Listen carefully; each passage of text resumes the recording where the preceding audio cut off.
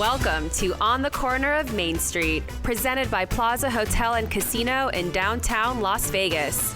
Here is Plaza CEO Jonathan Jossel, Gary Vickery, and I'm your host, Lisa Melmed.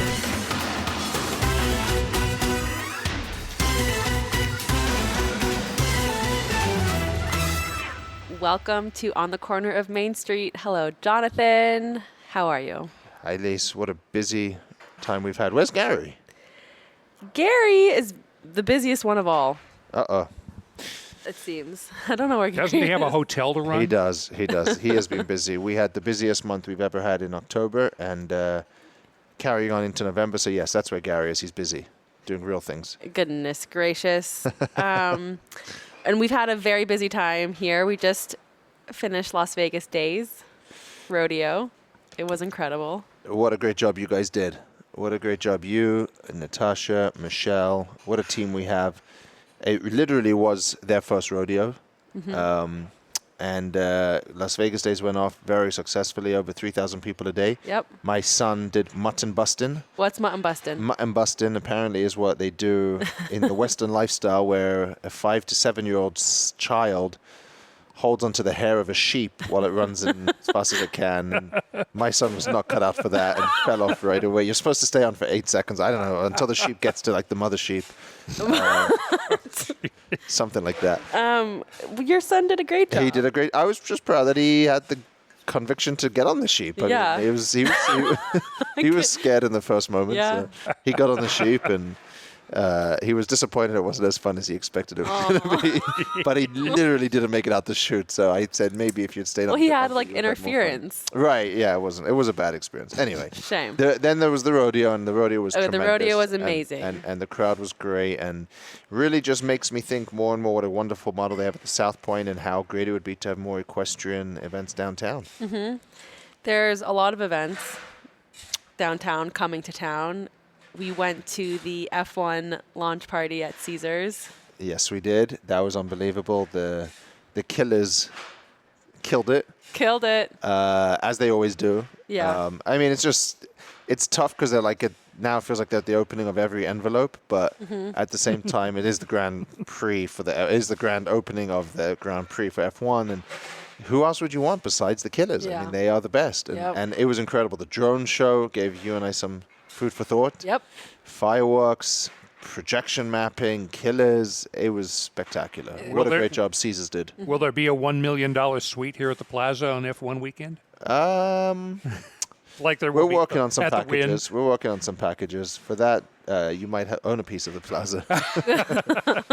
No, but we're working on a few packages. But it's on the Strip, so if you're at Caesars and Wynn and etc., you're at ground zero, so to speak.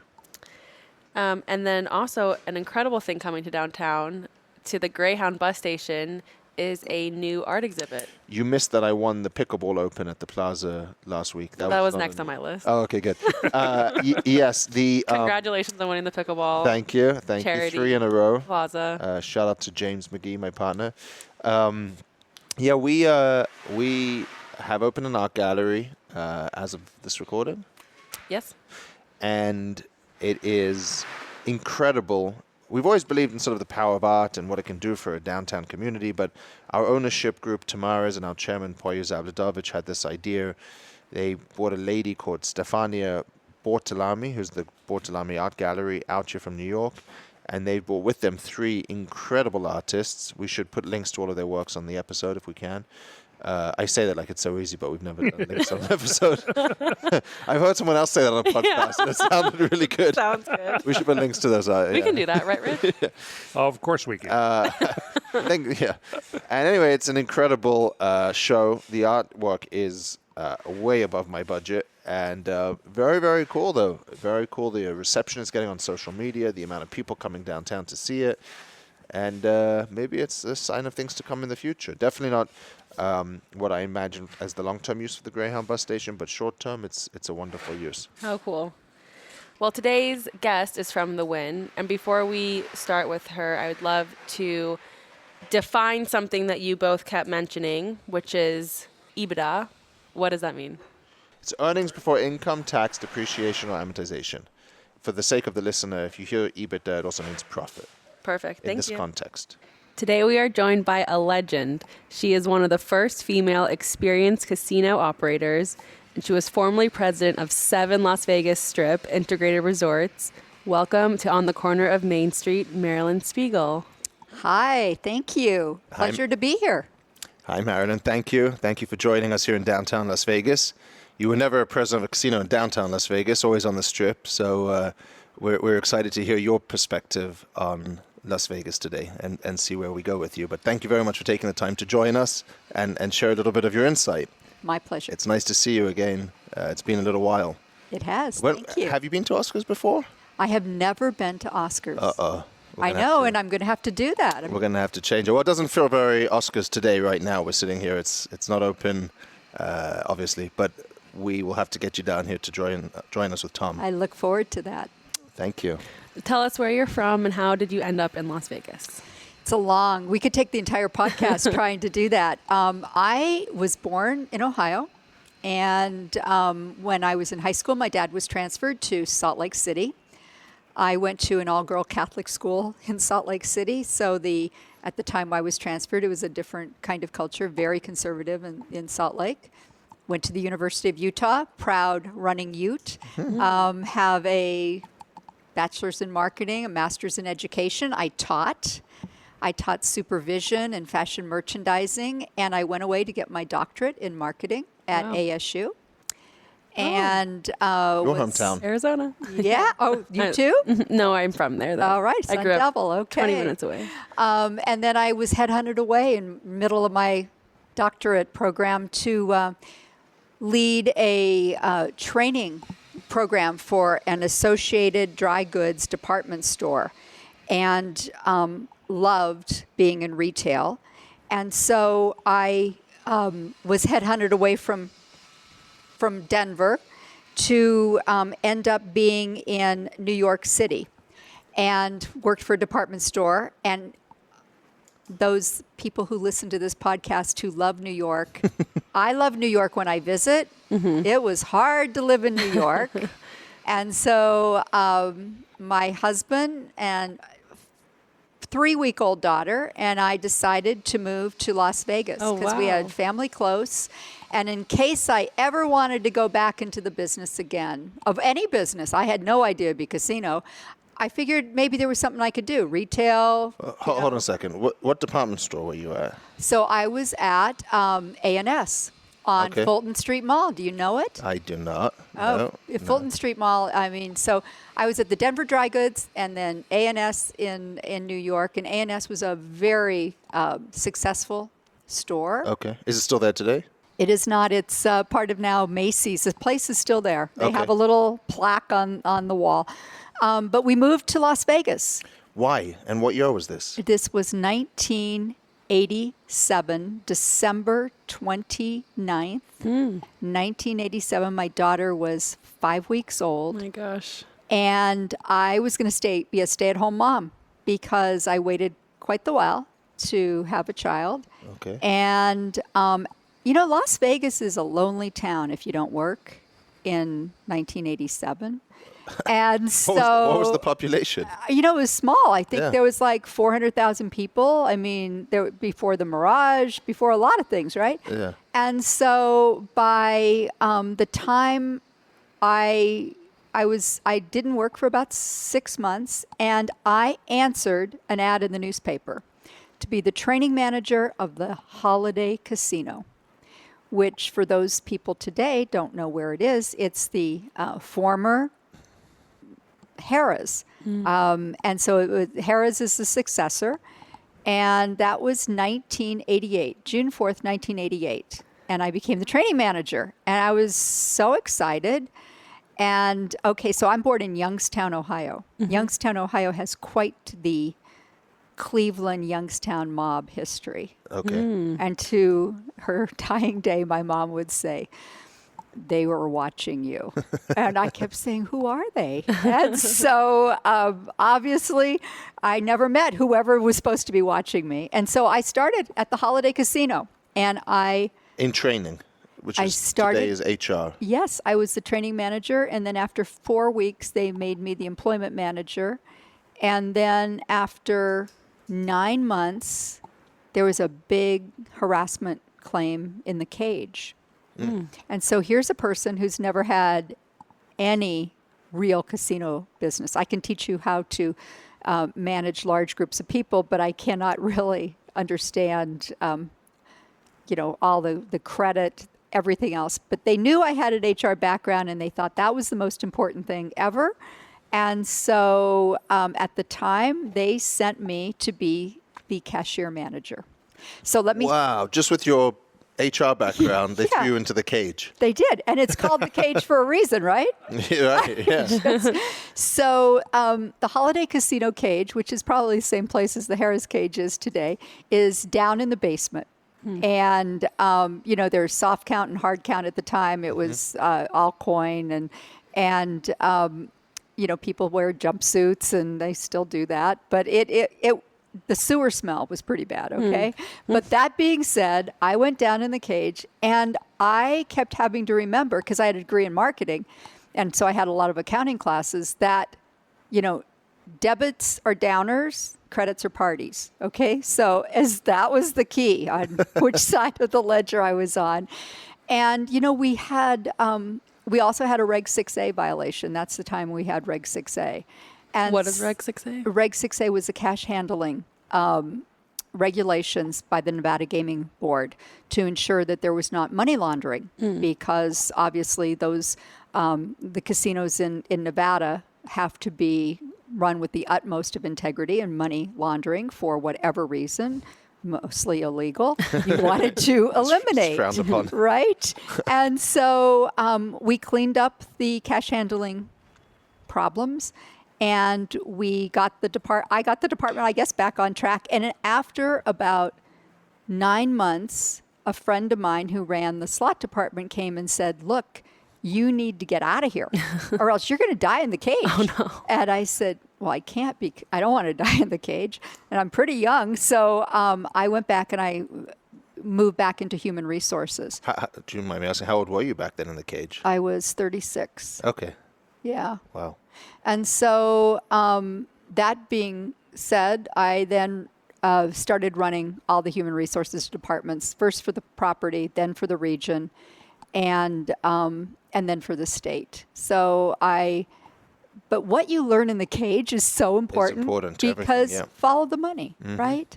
And so you can imagine, like, some customer would not have paid their markers on time, and hear this person who really doesn't have a ton of experience call up and say, you have to pay, because if not, I'm depositing your check. Wow.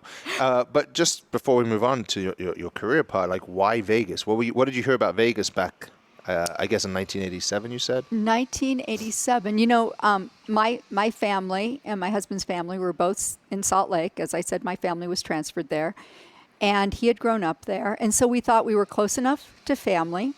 We also felt great about no state taxes. Okay. Because in New York... Still the same reason why people move here today. Totally. Well, in New York, there's a state tax, there's a city tax, there's a borough tax. And so I personally thought I sponsored parades because there's a lot of tax. And even though you think when you move to New York and you're going to make a ton of money in your salary, because it seems so much larger than coming from a place like Colorado, by the time they take out all the taxes, you're lucky if you're behind. Ahead. Yeah. You're saying. Okay. And so now, I love asking this question, but if you don't mind, like, what was the town like? What did you walk into? Was there where did you hang out? Where were you living? Was there any good restaurants? What were we seeing here? Well, Piero's was there, obviously, and Pasta Mia was there down on the street in Flamingo. We settled on the east side of town, very close to Eastern and Harmon, and during. That was probably as far east as it went, though. Yeah, it didn't, and so Summerlin wasn't around at all. And there weren't huge crowds, but the Strip was still very difficult to drive down at night. I can still remember, there's always congestion. And in terms of places to go, I had a little girl, and so we frequented the Circus buffet because their carpet color in the buffet didn't matter what got thrown on it. It's probably the same carpet today. It could be. I don't know. I mean, it's still rough and real. We didn't mean that. Yeah. But we would do that, or very shortly thereafter, in 1989, the Mirage opened, and so we would go and see the volcano, and we would see the tigers, and we would see the fish behind the front desk. We saw all the because I was a student of the Strip. I didn't grow up here. I loved to walk the Strip and go to those places. I mean, I can remember my daughter's Christmas picture was at Excalibur with Mr. and Mrs. Claus. And so you frequented those places because they had all the good stuff. Right, of course, yeah. Okay, that's just fascinating to me because I can't imagine. And you probably had a chance to buy all the real estate like everybody else that was here in the 80s and 70s or 80s. There was nothing here. There was not much here. That's very true. It was probably a small community. Yeah. But still, the casino community was one that was, I think, quite insular in terms of if you started with a company, you stayed with that company. You didn't see many people moving around, and I think that's still true today. It's very interesting. You're absolutely right. And just hearing your experience, it's so true today in that people, get thrown around from different departments. You can be in the one property, but one day you're doing banquets and sales. The next day you might be in the cage. The next day you might be in HR, and that's still happening today. People get it. You get the opportunity to be exposed to so much more. I always thought that in the late 80s, MBA programs were still very popular, and so they were just starting to really produce a lot of quantitative folks, analytics, and that the casino business was really not that way at all. And so it was the place of opportunity for people who wanted to come work hard and liked customers. So what happened after the holiday? Well, so the Holiday, I stayed at the Holiday quite the while. So I was at the Holiday from 88 until 1997. And so during that time, I really do think that if anybody listening here, if they're thinking about their career, go to as many departments as possible. Learn as much as you can, as quickly as you can, because the perspective is great. You know who's blowing smoke at you and who's not. And so I had been in HR, and then I wanted to move into casino. And so I did a stint in tables, and I did a stint in slots. So I was the slot director for the Holiday Casino, which was the number $1 slot house on the Strip. And it was an awesome job. And then I got my first big break, and I moved to Shreveport, Louisiana, and I ran the riverboat there. So I was the general manager. Who owned that back then? Harrah's. Okay. Yeah, this was, Harrah's was such a pioneer in riverboat gaming. So they started in Joliet and then in Vicksburg. Shreveport was right next, and in Shreveport, so this is 1997, where there had been an entire oil bust, and the state had decided that they were going to approve gaming.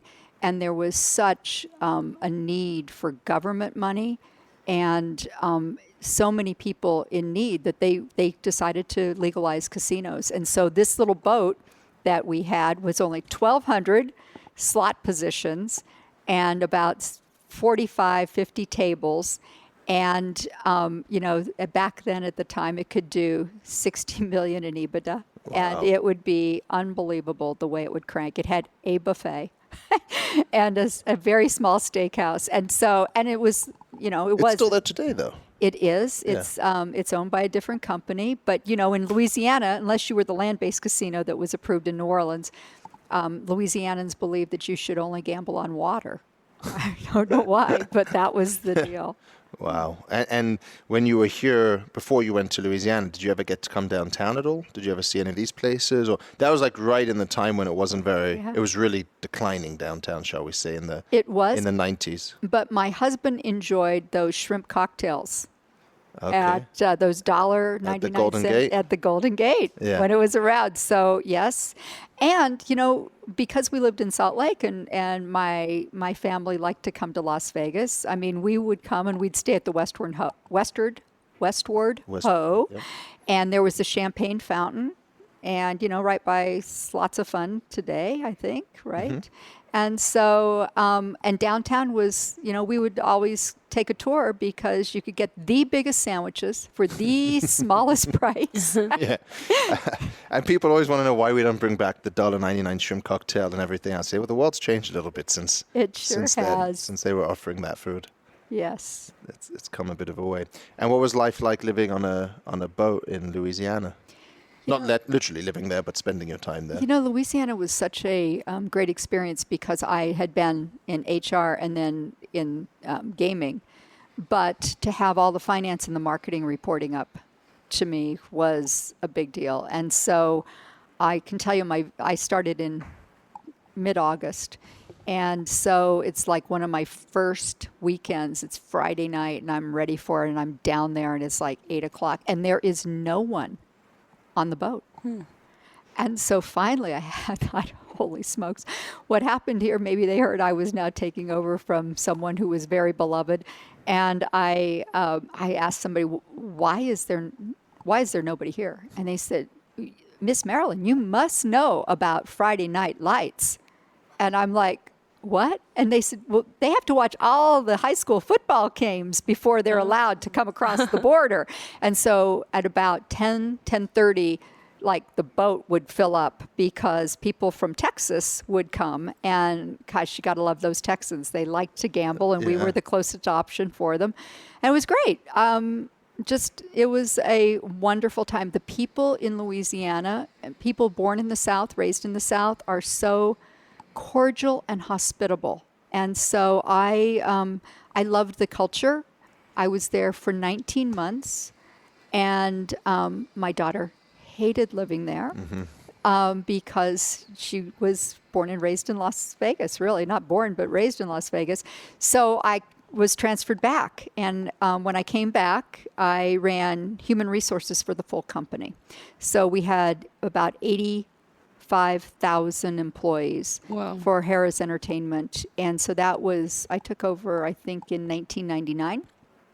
And what a huge opportunity to really help form the company.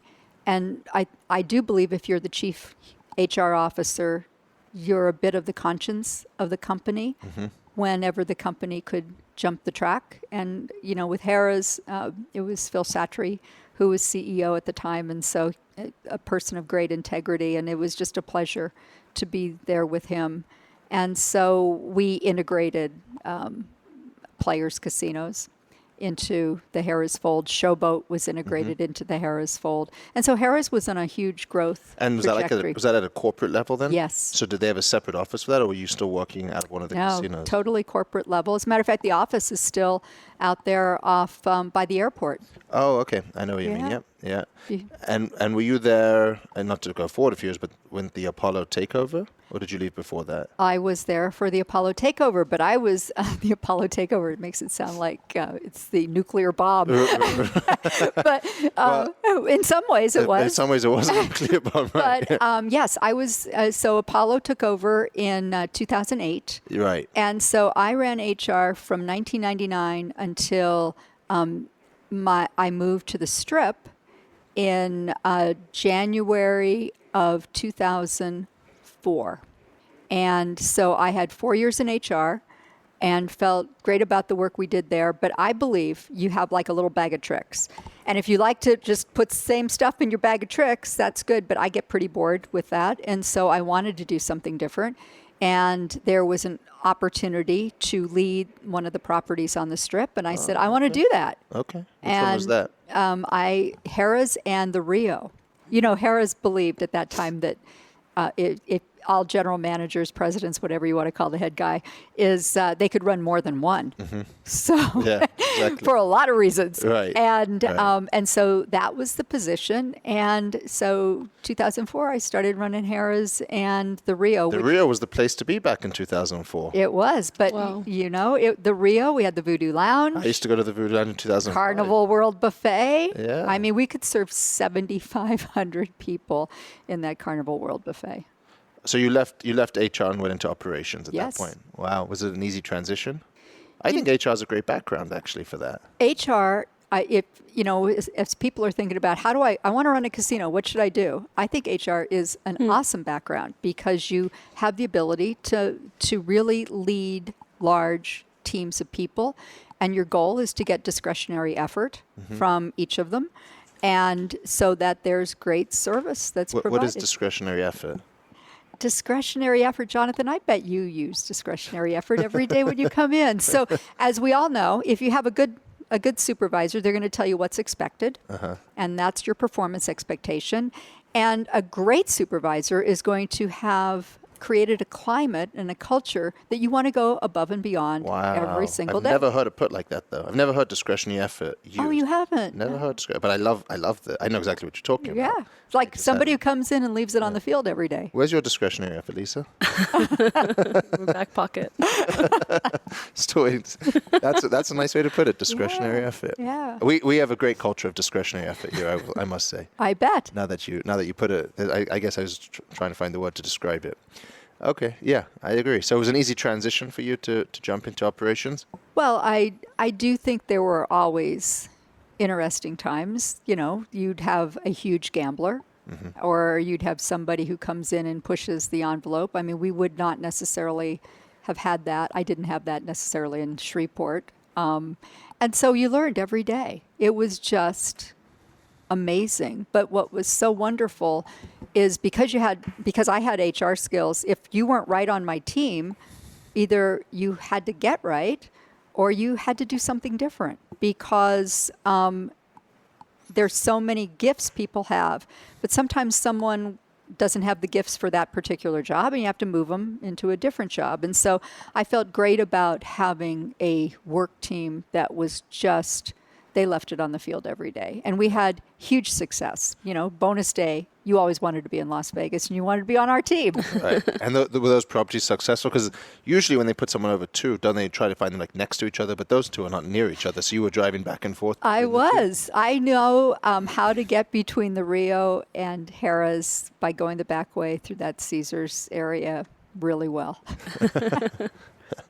What an interesting two properties to have under you. Yeah, well, they were the only two that we had. And obviously, Harrah's was mid-market. Right. Harrah's is kind of like Macy's. And let's face it, Macy's has been a very successful company for many years. And Rio, when Tony Marnell created the Rio and then Harrah's bought it, it was right at the same time that Bellagio opened. And so I think that Harrah's probably could have thought that purchase through a little bit better, because it was challenging for Harrah's to come in. We didn't have real high-end experience because our culture was one that it was more middle market. Right. So where did you go to next after Harrah's and Rio? You were president of 7 Las Vegas. I know you. You're keeping right? track, Lisa. Okay, Lisa's good with numbers here. Okay, yeah. So in 2006, I believe, or Harrah's Entertainment purchased Park Place Entertainment.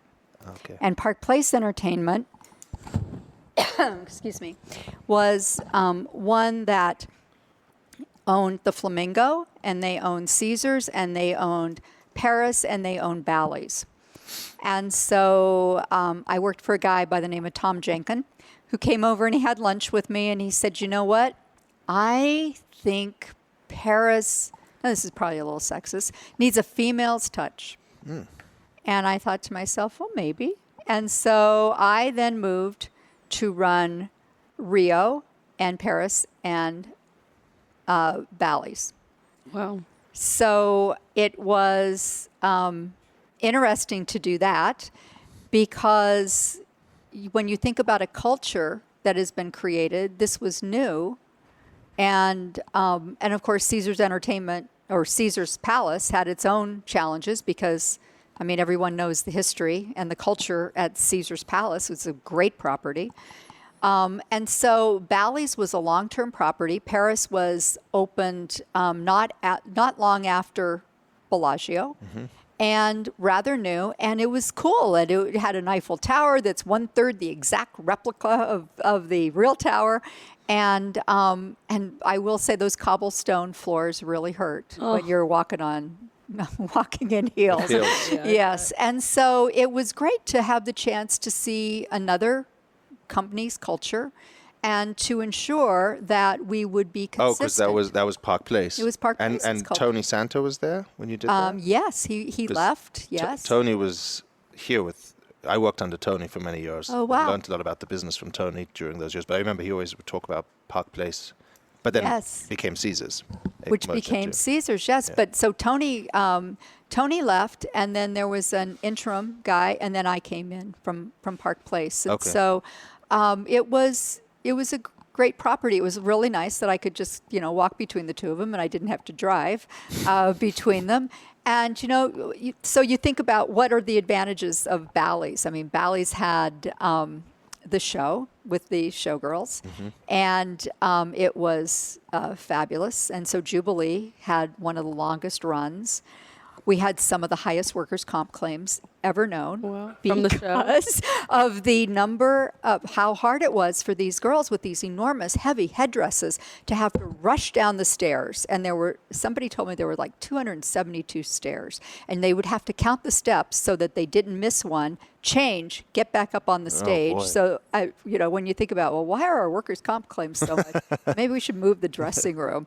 But so we had that. We had, we had the dressing room that Frank Sinatra changed Wow. in. And so Bally's had all this culture and history. And then Paris you had that was very new. And yet they were smart enough to make an observation tower upstairs as you go up the Eiffel Tower elevator, which became an enormous tourist attraction. And all you did was pay to go up an elevator and look around the city. So it was kind of a precursor to the link. And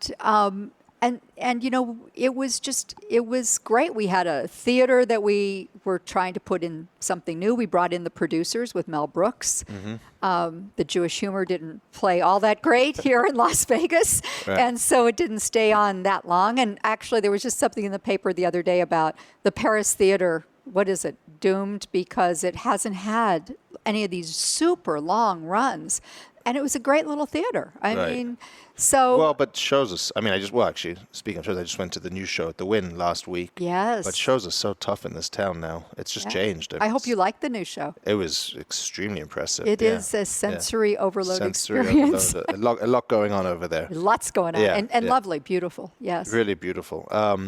But shows are tough. It's just changed. I mean, and that's probably what I wanted to ask you is, how did you compete back then? What was as I say back then, it was only 15, 20 years ago, some of this, but was it the same level of competition as it is today, or was it easier back then because you didn't have so much regional gaming, online gaming?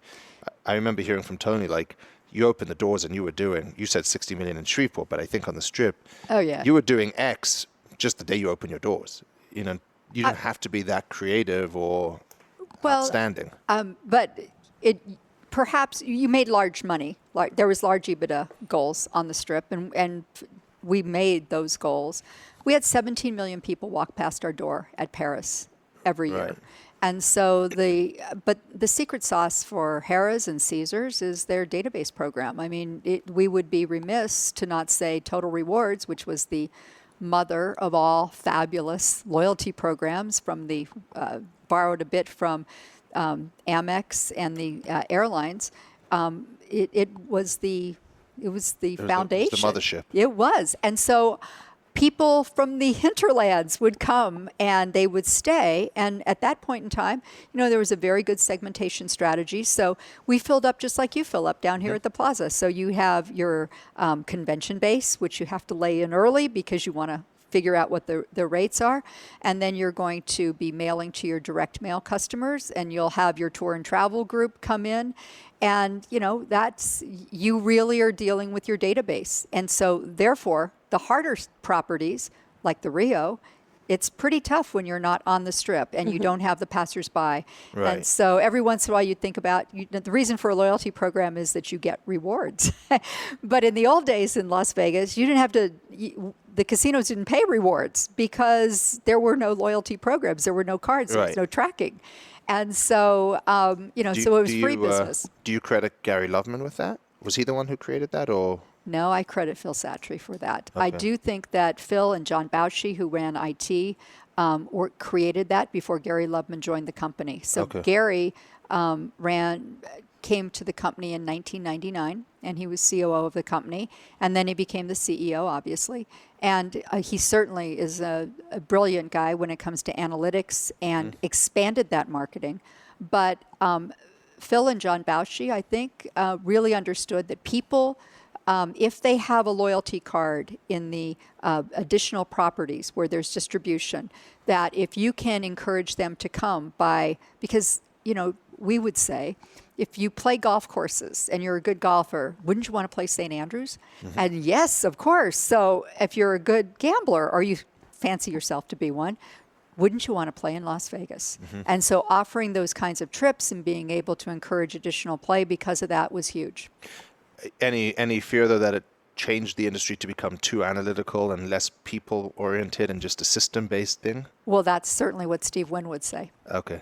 And, I think it has to be a nice blend. You got to find the balance, yeah. But, I mean, a business that's only run by a bunch of corporate guys, I think is a business that doesn't have a soul. And so you have to combine those together. Fascinating. Well, that's basically the book, The Caesar's Palace Coup. I don't know if you have had a chance to read it. Yes. But that's basically how it comes across, which is Total Wars just became a business. It became the business, basically, and then it lost its soul. It did become the business, but I do want to say, somewhat in defense of the purchase by Apollo.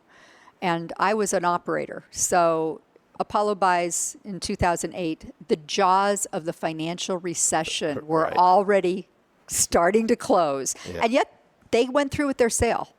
And so 2008, it wasn't, Lehman hadn't folded when the sale was done. And so all of a sudden, Lehman folds in March, and then things kind of fall apart as the year goes on. And people, anybody, with money, without money, you were like in a foxhole saying, what's going on? I mean, am I going to lose my house? So many great people in the casino business got caught up in the housing scam and lost their homes. It was terrible. And so, but Apollo came in, and they were dealt like one of the worst hands you could ever possibly be dealt. Yeah. And so, I would go to Capital Committee asking for whatever, new carpet. Right. And no, we're not going to do that because there was no money to be had. Right. And so you had to preserve the business at a certain time. But, so at that time, I ran Paris, Bally's, and Planet Hollywood. So we acquired Planet Hollywood in, I think, 2009. And it made so much more sense. I could really now park my car in one place and wouldn't have to figure out where else I was going to go through the backyards. And it was a very interesting culture, Planet Hollywood. We purchased it, and there had just been a gaming fine for the club. And, who owned it? Was that Robert Earl? Robert Earl. Yeah. Okay. Yeah. And, just because you own it doesn't mean that you're the guy who did the misbehavior, but nevertheless, that happened, and so there was a need to change the culture, but you can't change the culture and make everybody alike, because we bought Planet Hollywood because it was young and sexy, and if at that point in time we could see what Britney Spears did for that property, which was, I think, what a fabulous decision to bring her. Wow. That Lisa's hero. Oh, really? Oh. Who would you choose, Spice Girls or Britney? You can only have dinner with one. Spice Girls. Oh, yeah, because there's more than one. But so we had to, integrate them into the Harrah's, but culture at that point in time, and it was still called Harrah's back then, and so.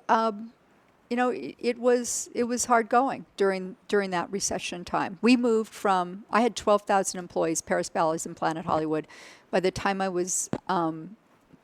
left in November of 2010. I was down to 7,500 employees. Yeah, I was about to say that. Where were you at? Yeah, that's a big drop. It was. But you had to survive. You had to survive. You had to say, I've got to keep the core going.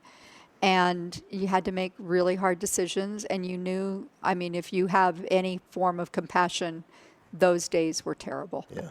Well, it was the same everywhere. I always said that to people, like, this isn't us. This is everyone. This is everyone's going through this at this time. It was a horrible time to be in Las Vegas. It was a horrible time to be anywhere in America with business or the world, but it was a really tough time in Las Vegas. And the Fontainebleau went bust. We got the furniture out of it back then. But we were just trying to survive for at least 3 years. Literally, every day you came in wondering if you were going to make it through the day. That's how I felt. Yeah. That's how we felt here. It's probably how a Twitter employee feels now. Perhaps, yes. Yeah, that's horrible. Bad joke. So you left in 2010, though. You left Caesars. You got off. It was still a tough time then, wasn't it? It was a tough time, but I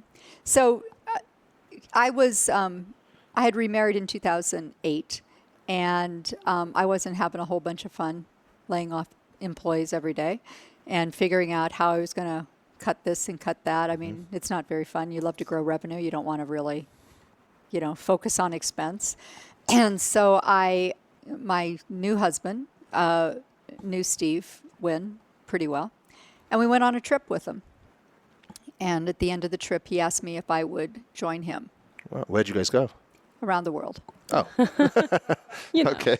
As you do with Steve Wynn. Yeah. Well, it was just going back to that, what you said about it was a tough time. I mean, it was the only time in the 15 years I've been here. It was like maybe 2010. I was like, I think I'm going to go back to London. Like, you just didn't want to spend all day trying to cut costs and wondering when this was going to end and when would there be revenue coming back. And knowing that the decisions you were making were going to impact people's lives. I mean, they were going to lose their homes. They lost their job. They're going to lose their home. The number of people who went back to Mexico, right? The folks who had family from someplace else, everybody hunkered down. Okay, so anyway, on a brighter subject, you're traveling the world. You're going around the world, and Steve says, do you want to come and work at the Wynn? Yeah. Wow. Well, he said, I'd like you to be the president of the Wynn. Wow. And Encore was open? Yes. Encore opened December of 2008. Okay. And so one of the things I love to do, one of my favorite meetings of the week was the revenue management meeting. And so revenue management, for those who may not know, is how you are thinking about filling your hotel, and you have hopefully good intelligence about how others are filling their hotel, because there are different sites that scrape websites every day to find out what's the Plaza selling for, if you're Circa or vice versa. We have the same weekly meeting. Yes, and it's so much fun, right? Because it's really like, combat duty. And so we saw early on in May of 2010, I'm at my revenue management meeting. You've just become the president. No, I wasn't at Wynn. I was still at Paris Bally's and Planet Hollywood. Got it. And so I would see in this meeting that Memorial Day weekend in March, they were 100% sold out in March. Well, let me just say, that's a problem. That's a problem. They were so scared that they sold all their inventory early and would not have the ability to yield up. And yield up is the spice of hotel revenue, right? Right. And so it's the art. Yeah, it's the real art. And so I knew they were running scared. But think about it. They put $2 billion into this brand new property at Encore, and they opened in December of 2008. And by that time, it wasn't really clear we were in a terrible recession. We just felt like, we're going to get through this. And so they went through all of 2009, and they weren't making so much money. And in 2010, there were just all sorts of internal struggles, I'm sure. I wasn't there. But by December of 2010, I joined the Wynn, and people were shell-shocked. I mean, at the Wynn and every place. Right. But my point to them in revenue management meetings was, you're the prettiest girl on the block. I mean, are you kidding me? You want to sell for $69? Right. You're the prettiest girl on the block. And if you sell for $69, what about all the other guys? What are they going to sell for? Right. They're going to sell for $16. You cannot do that. And by 2011, so the Wynn, these are all public numbers. I think the Wynn ended 2010 at like $279 million in EBITDA. And then in 2011, we ended at $416 million in EBITDA. And it was because you have to have courage. Right. And people with money anybody can't stay in the foxhole that long. You got to come up for air sooner or later. Yeah. And you'd come up for air and you'd say, okay, this is the new normal. I think I can adjust. And people in the high end of the market wanted to come and try Wynn.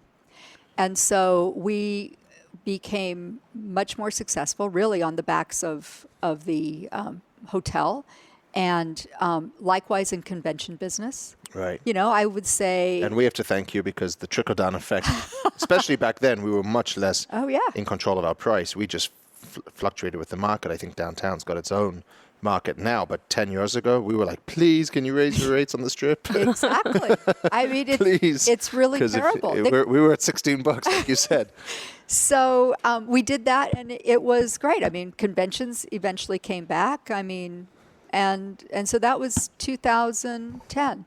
So you mentioned Steve. What was he like as a leader, mentor? I mean, he just to give you a story, he once told me something, and it really stuck with me. And to this day, if I'm talking to anyone about the industry, I use it, and I always think about him, because he told me cause and effect, and the idea that everyone thinks about the casino, but the casino is just the effect. The cause is everything that goes into it, whether it's the room, the hotel rooms, the convention, the entertainment, the marketing, the music, the service, the drinks. That's the cause. You'll get the gambler at the end, but you got to take care of them. And number one was always the relationships. It was always about the people. And he told me that once over dinner. It always stuck with me, and now I use that when I try to explain it to people, the cause and effect. Yeah, what was it like working directly? Well, I think we can all agree that Steve was a genius, and he created a lot of wonderful things. And whatever people may think of him today, he was an amazing operator. Mm-hmm. And so, Steve, I think I had worked for him for about 60 days, and he calls and he says, let's have lunch. Okay. And he said, I'd like to hear your plan of how you're going to increase EBITDA by $100 million. And I said, great, well, I have one. And he said, lay it out. And so Steve... Did you know he was going to do that to you, or you already work on a plan regardless? Well, look, you only have 90 days. If you're in a new job, and I'm sure you know this, you have 90 days to come in, try your ideas, and make sure you've got a plan, because they hired you for having a plan and exercising the plan.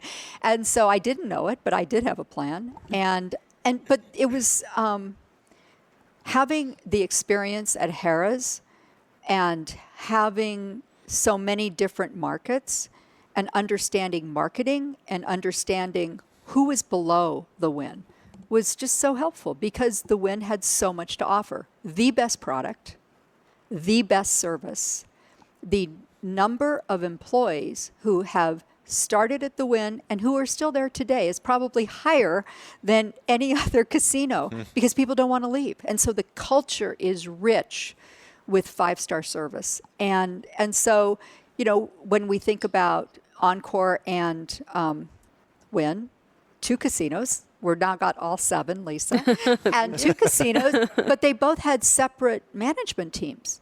Now that to me was just, I couldn't believe. I mean, you could walk between the one spine. Right. And so we consolidated management teams and, made sure that therefore when there was a consolidation, there was a singular focus. Encore didn't run differently than Wynn. So if you stayed at one side of the house, you didn't get treated differently than the other side of the house, which I thought was very helpful. We took a look at costs. I mean, you can't work for Harrah's and gone through the Apollo days without looking at costs. And so I can remember we were in a design meeting, and a designer wanted to have a slot base that was going to cost $800 per base. And I thought, slot bases cost at that time $215 a base. It just cost $215. And so I said to Steve, and I would be like, we had a very good banter back and forth approach. I pulled him aside and I said, look, it's your decision, obviously, but all the other casinos down the other end of the Strip, they pay $215 for a slot base. So if you think having it 4 times as expensive is going to cause you to get 4 times as much revenue, you should do that. But you should know what the regular price is. Yeah. And so we bought $215 slot bases and then put a little ginger on them. Nice. And was he hands-on? Did he spend a lot of time? Well, firstly, you gave him your plan. I assume he liked it. Yeah. Oh, I stayed. Right. I mean, I made it past my 90 days.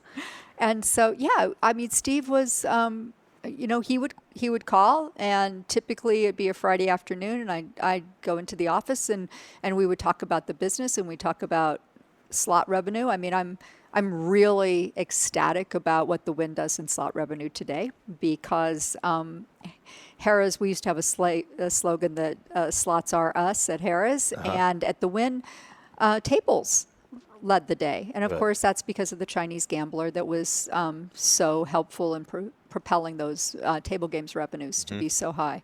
And so slot machines were not allowed to be tall. It would hurt the sight lines. And that, so therefore, slot customers kind of felt like second-class citizens, which, let's face it, they are the most profitable customers of the casino. Slot machines. Slots are us. Slots are us. Okay. Yeah. Everybody wants slots. Look out that window. We're building 100 new slot machines right there. Fabulous. Although it's going to be smoke-free. You have any thoughts on smoke-free? I think that's a challenge. It's never gonna, yeah. Well, you're the 10th person that I really respect that's telling me it's going to be a challenge. So I will say we had a real live empirical experiment with that in Laughlin, Harrah's Laughlin. They had a non-smoking casino down there because they had a lot of senior citizens like to play in Laughlin at the time. And they had smoke-free, and nobody would go in it. And so I just think that there are lots of examples, and until the city or the state says you cannot smoke, I think it's tough to be a dealer if somebody's blowing smoke in your face. Right. But it's something that people tend not to want to play in. Absolutely. Well, we'll see. The people who want it are dealers. The good news is, if it doesn't work, we can always just start allowing smoking. Yeah, exactly. But we're going to put some good product in there and build a good casino and see what happens with it. What did it flip whereby slots took over? So not in my first time at the Wynn. So I'm a repeat at the Wynn. Oh, that's right. You left in between. I did. Where'd you go? I decided to retire. And I was, so my husband and I had a lot of business, and we did all sorts of things. We moved to Atlanta for 6 months to try to turn around a business that we ended up selling. We just had a lot of different business opportunities. We invested in downtown Las Vegas. Okay. And that was for anyone listening, wondering, that was the Tony Shea Zappos deal. Yes, at the time you were the landlord. We were the landlord. We bought City Hall. Exactly. Yeah. And that was a time also during the recession where City Hall wanted to be sold and move to a new place. Right. So they were very willing sellers, and we were a willing buyer, and so we did that. And so I left the Wynn in 2013, and then I got a call to come back in 2018. Oh, so you had 5 years away. I did. Had it changed much? Well, you went back, though, after Steve had left. I went back after Steve left. Matt Maddox was running the Wynn and called me on a December afternoon. I was in Atlanta, and it was a very surprise call. And Matt and I were colleagues before that. He was president. He had been the CFO and then president when I was property president. He's a great guy. He is. Also he is super smart. You guys. Yeah, he is super smart. Yeah. And loves the business. And so he called to say, hey, this is probably a crazy question, and I'm pretty sure you're going to tell me no, but would you ever think about coming back and being president of Wynn? And I said, what? And I said, I think you have a president. And he said, no, we're looking for a president. And so I said, I don't know. He said, oh my gosh, you didn't say no immediately. And so I hung up, and I called my husband, and I said, what do you think if I went back to work at the Wynn? And then I called my daughter, and they both said, are you kidding me? You have to go back. And I will say, there's some places that are magical, and the Wynn is magical. Yeah. And so access to capital, quality of employee, quality of the product, the desire to win and execute. I've never seen it demonstrated in another casino like I see it there, which is why, people say, why is it always so perfect at the Wynn? Like, they don't try stuff. They test and test and test. So you were talking about The Awakening. That show has been in front of almost all the employees, I'm sure, by the time we had opening night the other night, for the public to see it and review it. And so when you're in your car or waiting for your car, the valet parker I like says, how you still say we. Oh, I have a lot of stock. Oh, that's good as well. It's moved up. Tillman's helping. He did help him. He moved it up like 15, 20 points. Yeah. So I do think it's amazing when you can have that kind of culture. So I went back and then retired now for the real final time. For sure. Well, I need help downtown. You want do to? you? Yeah. I think for sure. Yeah. What when I had dinner with you at the Wynn a few times, everyone knows you. You know all of them by name, and I take great pride knowing 700 people here. But how many people are at the Wynn? We had about 11,000. Yes. Wow. So and they all know you. What makes a good leader, and what makes you so invested there? That one, you want to go back, and two, your discretionary effort is so high. I think a good leader is a good communicator. And I think that if you expect your employees, be they managers or frontline employees, to represent you well, they have to know, how do you think? How am I supposed to respond in this situation or that situation? What are the guardrails? You have a lot of latitude in the middle, but what are the guardrails? Don't jump over. Stay in the boat. Stay in the boat, right? And so one of the things I started was a weekly video that, and I would really encourage this to any casino operator who wants to have who wants to be sharing their vision. And so every Thursday at about 12 o'clock, we had a video team. They would come upstairs, and I would have about a 4 to 8 minute video that I would tape extemporaneously. I never had a cue card, which a lot of them had to sit through some kind of wacky stuff that I would talk about. But it allowed people to know what was happening. And so during COVID, I mean, we even sent out one or two, but that was much more difficult. But on the way back, people knew what we were up to. If we were going to accept dogs, why would we do that? And let's talk about what the dog package is. I wanted people to have something to talk about because our employees need a way to engage with guests. And so when you say they all know me, yes, because in the back of house at Wynn, there are a gazillion TVs, and you can't have lunch without seeing our videos run, and they would run So it was all back of house. You weren't putting on their cell phones. It was back of house. We sent it. If you wanted to sign up and have it sent to your cell phone, yes, but it was back of house. Wow. And so people knew how we thought. And I would encourage, if you're head of we opened that beautiful new bar, Overlook. And so you'd have the bartender and the head of beverage come and talk. It provided people with the opportunity to have pride and ownership and to be seen as a leader. It increased their public speaking skills, their confidence.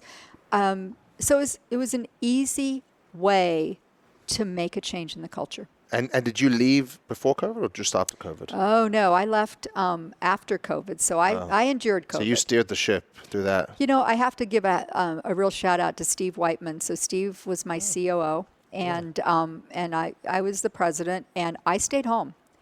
And Steve would go into the property and do whatever needed to be done. But, during that time, the Wynn also distinguished itself by paying full pay benefits. Oh, yeah, you guys were the leaders. Tips. And that was Matt. That was Matt who had decided that we, as a company, there was so much unknown. Are we going to die? I mean, are we ever going to get through this thing? Are we ever going to meet again? And so it was, why would you add additional financial stress when there's so much personal pain? Mm-hmm. And I'm sure, like you, we had employees who passed away. Mm-hmm. We had employees whose families, members, some of them had passed away. And so when they came back, we shut down March 17th, like everybody had to do. Yeah, you guys were the first to We announce. were the, You did it before the governor said that we were shutting down, right? Or you'd probably done it talking about it. He hadn't publicly said that. We had told the governor we're shutting down. Right. And if he wanted not to shut the casinos down, we were still going to shut down. Right. And so... Also, you had experience in China. Yes. Yes. I mean, imagine being the CEO of the Wynn and not being able to go to China. Yeah. Because if you were there, you aren't getting out, You're not right? getting out, yeah. And so, and then the casinos opened again on June 4th. So Steve would go into the property, and with all those plants, there were lots of, moths that had, there was no air conditioning. There was, you shut everything down. And he kept it all afloat for me. So I, funny story, you mentioned Steve Whiteman. I'm a big fan of his. There was a night here where it was crazy. We just reopened from COVID. It was like 2 weeks after we had opened. Our steakhouse was busy, and because back then the test results were always late. Yes. So you took like 2 days to get test results back then. Yeah. Did you have a super spreader? So we had a guy with COVID in the restaurant while we were open and busy, and I had no idea what to do. So I called Steve Whiteman. I didn't know who to call. Who do you call for COVID? So I called Steve Whiteman. I asked him for advice, and he told me what to do, and I shut down the whole rrestaurant at 8 p.m. It was a crazy story. It was a crazy time, though, because nobody knew what to do. So was that on the 4th of July? Yes. Oh, my gosh. It was on the 4th of July. Yes. Well, I mean, one of the things the Wynn did, because we opened, right? And then all of a sudden, like, nobody was coming. So we offered a first responder free night at the Wynn to say thank you to all these people. So fire, police, emergency, nurses, doctors. And we had so many calls. We gave 10,000 free room nights away. We had so many calls that the call center was overwhelmed with calls. And people were angry with us that we were trying to give away free rooms because they couldn't get through. Oh, wow. And so no good deed goes unpunished. You guys were so ahead. Look, I came to the opening night of SW, and you guys thought of everything. You were giving us new menus, different disposable glassware. Yeah. It was crazy. I mean, you guys had really thought of everything. It was surprising that any EBITDA flowed out. But I mean, look, there was a month that I think the Wynn's EBITDA during that time was $1 million. It was crazy. What was it like being a woman during your whole entire career? What insight do you have with that in this boys' town? I learned that really from Claudine Williams. And Claudine owned the Holiday Casino, and then she sold it 40% to Holiday Corp, and then the rest of it. And Holiday Corp was ended up being Harrah's. And so she taught me clearly through her actions that if you think you're a female and you think there's a ceiling, you're going to bounce up against it. If you don't know there's a ceiling and you act like there's not, there's nothing going to keep you down. And I would say that in some ways that's a Sheryl Sandberg approach, lean in, right? Mm-hmm. If you think there's a ceiling, or if you think that you're not supposed to be at this table, or if you think you're not supposed to have an opinion, you have to act like you do. And frankly, for culturally, if you're people from Malaysia or China, they're not used to women in leadership positions. So they would be kind of looking around for, well, where's the boss? You got to deal with me.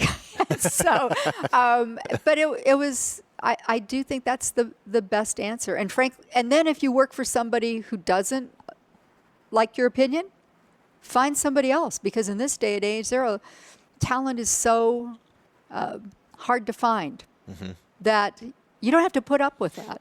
You just don't have to put up with it.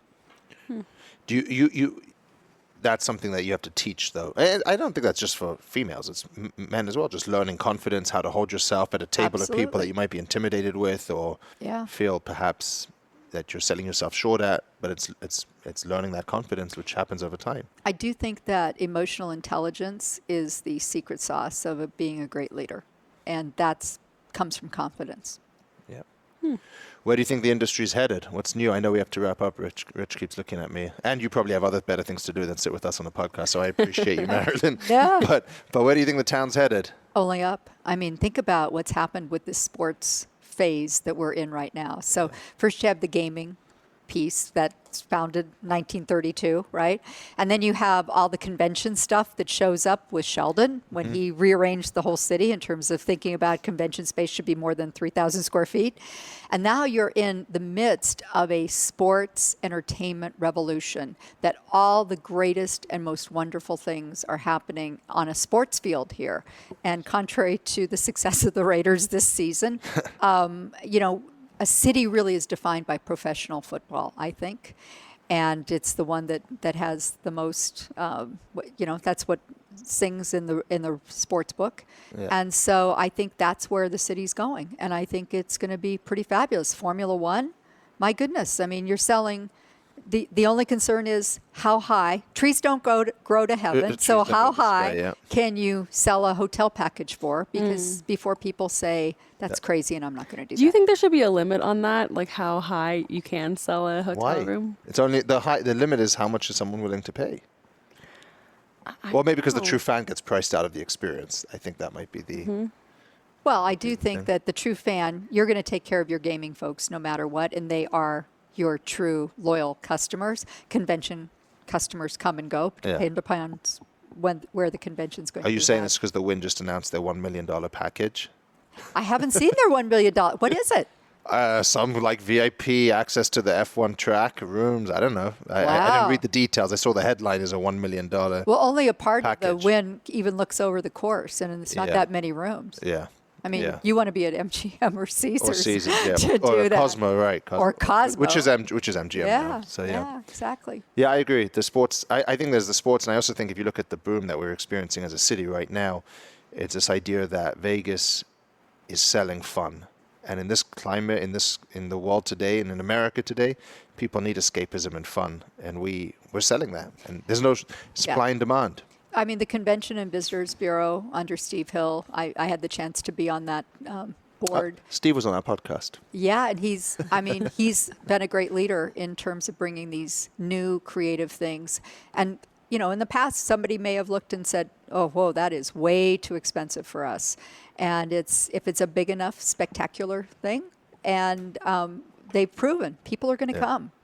We usually end with what career advice you would give to someone, but I feel like you've given us some nuggets throughout the podcast. Thank you so much for joining us today. A huge honor to meet with you and sit with you, and we can't thank you enough. It's my pleasure. It's been a lot of fun. Thank you very much, Marilyn. Appreciate it. Thanks for the questions. We'll be back again soon, but in the meantime, please rate, review, and subscribe.